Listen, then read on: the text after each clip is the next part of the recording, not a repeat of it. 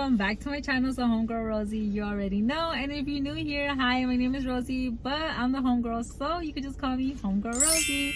And today I am going to be eating with you guys. I have my WingStop. Today is Tuesday, January 17, 2023. I just picked up my WingStop, and if you are like a WingStop fan, or like if you see the advertisements, you know that on Mondays and Tuesdays are the days to go get your WingStop because they are cheaper, like 70 cents a wing. You got me there. And then I also did get my Starbucks. I am trying the pistachio latte for the first time, and let's just do a little taste test. Cheers.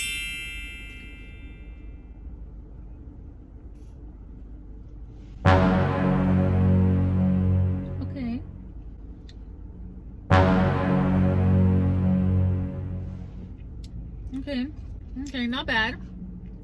It's not like sweet, and it's not like dark. It's like a good like middle, and it doesn't taste like pistachio. Like, it does not taste like pistachio at all. But I am going to go ahead and eat with you guys. So this is the wings that I got. I did get 10 pieces of wings. This is open. Ooh, you see that? Ooh. Oh my gosh. So bomb. Original hot, 10 piece, all boneless. And then I also got a ranch on the side. I just found out that WingStop actually makes their own ranch. Like, no wonder it tastes so different and so good. But for today in this video, I did want to go ahead and talk about how I got accepted into UCLA. As some of you may know, or some of you may not know, I recently graduated from UCLA in 2022, and I was admitted into UCLA as a freshman during 2018 as a senior in high school. So after high school, I went straight into college, into UCLA, and I want to talk a little bit more about how I got accepted into UCLA and other colleges. I also applied to UC Riverside, UC Berkeley, UC San Diego State University, Cal State Northridge, Cal State LA, Cal State Fullerton, Northern Arizona University, I think it's called like that, like Arizona University, NEU. So, and I want to explain how I got accepted to these universities. So, but first I do have to take away my rubber bands, my elastics that I have from my braces, because if not, I really can't eat with them. So I'm just going to go ahead and take my rubber bands off, and I'm just gonna take it off with a napkin. This is how I take them off if I would be in public and I can't go to the bathroom. Literally, I just grab it, and then I just do the same thing to the other side. And that's it, literally.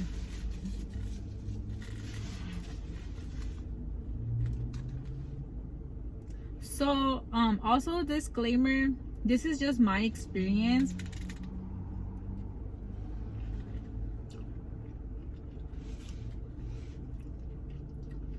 This is my journey only. And so just like a little summary of how I was in grade school. I've always kind of been the straight A student. I've had like A's and B's growing up, like since kindergarten. I've always been kind of like the honor roll student. I was in gifted programs, I was in magnet programs, A's and B's on my report cards all throughout, like elementary, middle school, high school, college. That's a different story. But I think honestly, because I was a straight A student, honor roll student, I honestly believe that that played a huge role into my acceptance at UCLA.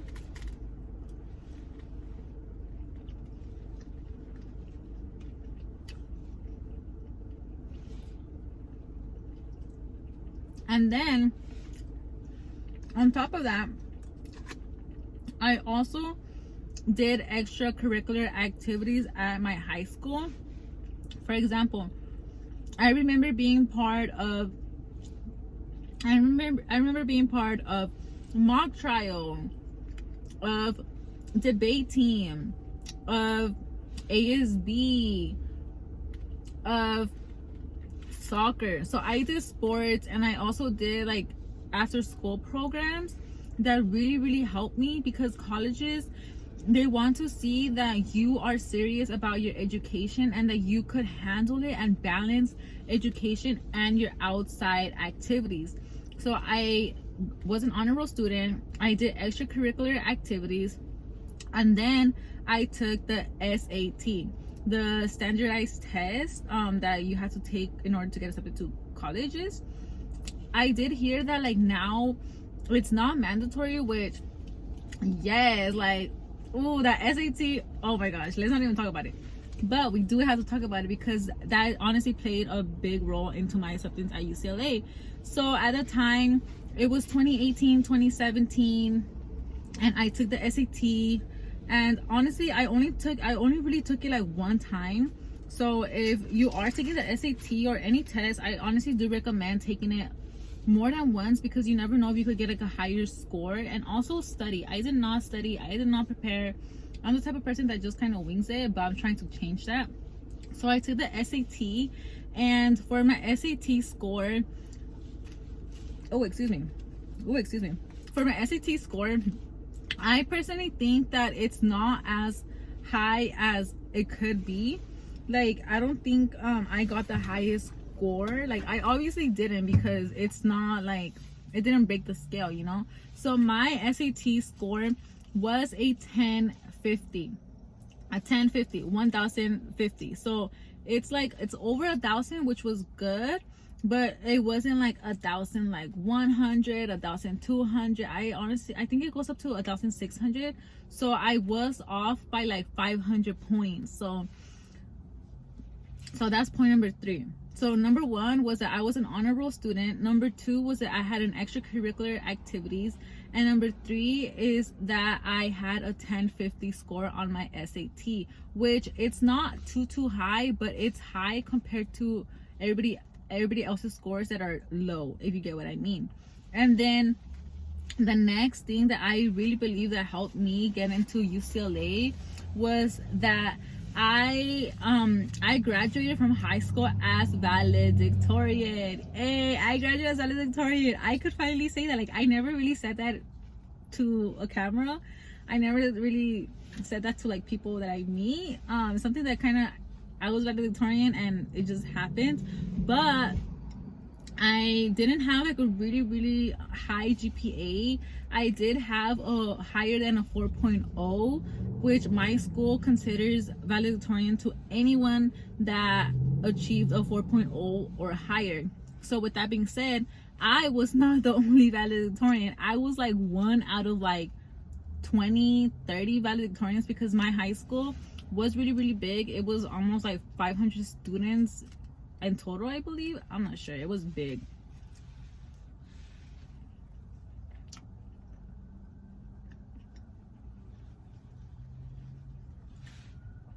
But because I was valedictorian, I think that also helped me a lot, because colleges are like, oh, this girl could she's getting straight A's, she is doing well in her classes, she could probably handle college. So then my fifth point, or my fifth, like the fifth thing that I believe helped me in my college application, is that I took AP classes.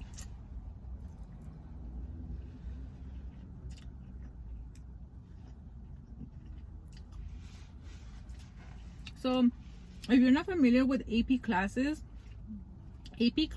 are advanced placement classes.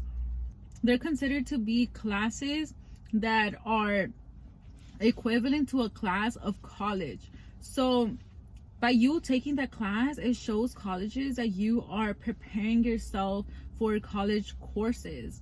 And I honestly took maybe like, I want to say I took like four AP classes throughout my whole high school career, or maybe 5, and I only passed a couple. Like literally I only passed 2, which it was honestly like I didn't really know how to study. That was my fault. But if you could take a class, an AP class, I would say to go ahead and do it, even if you don't pass the AP test. Because if you don't pass the AP test but you pass the AP class, I think that shows like a good character, or like a good academic character to colleges, because that's what happened to me. I took a bunch of AP classes and I didn't pass them. Like I didn't pass a lot of them, and I still got accepted to most of the colleges that I applied to. So I think like just taking AP classes shows colleges that you are willing to put in the extra work. And even if you don't pass your AP class, even if you don't pass your AP test at the end of the semester, colleges will still look that you tried. And I would honestly recommend to pass your AP class, like at least with a B. I think I took AP Calculus BC my senior year of high school. It was a complete nightmare because I skipped AP Calculus AB. I went from pre-cal honors to AP Calculus BC, so that was pretty hard. I think I passed my class with like a C or a B. I think it was a C plus or a B plus, and I still got accepted to UCLA. So take AP classes if you can, but make sure to pass it. Only take them if you could pass your AP classes. And then the 6th thing that helped me with my college acceptance, I would say, would be my personal statements.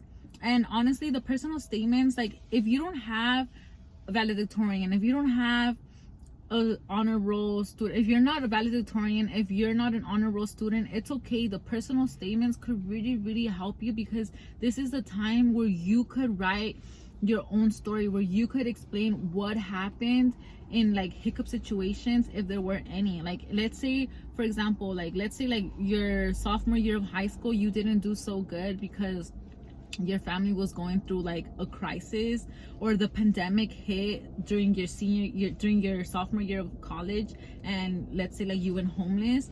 This is a time where you could write about these experiences. For me, I wrote how I would wake up early in the morning and I would take the bus. I would take 2 buses to school just to go to school, to my high school.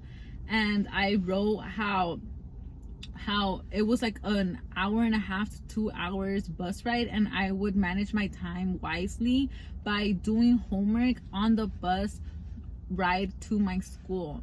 And then I also wrote how I've always wanted to go to college, and how I was nobody in my family has ever gone, but it's been a dream. So with the personal statements, I would say just to be honest, to be yourself, to find your voice.